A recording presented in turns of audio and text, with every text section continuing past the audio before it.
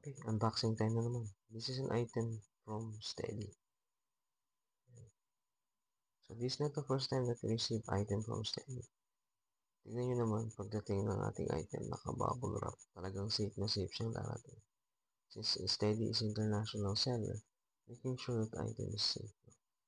Kasi Steady sa mga recommend ko talaga ng isang trustworthy seller kung saan hindi ka mapapahiya at napaka-safe ng item ni darating. At klarong-klaro mismo dito sa kanyang um, box o sa loob mismo ng kanyang lalagyan. Mga instruction how to use and paano gagamitin at mga bagay na hindi dapat gawin. Makita naman, for plastic only. Reminder that this only can use for plastic. And so, same as the others, meron siyang um, string, extra parts. As you see, this is a double-edged nipper, which is napakaganda. There you go. Ayun na nga sabi ko, mismo dito sa likod.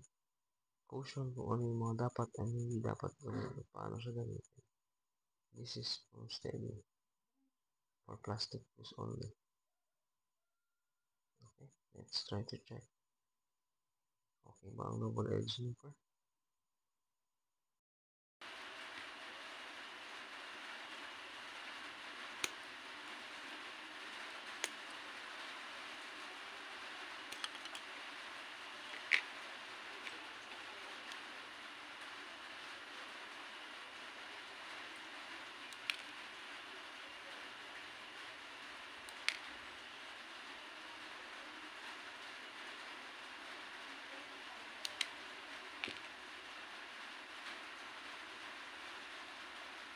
How precise and napaka-clean cut ng MS-1012 natin.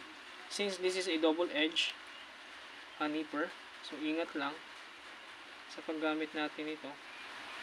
This is MS-112. Steady. From Steady.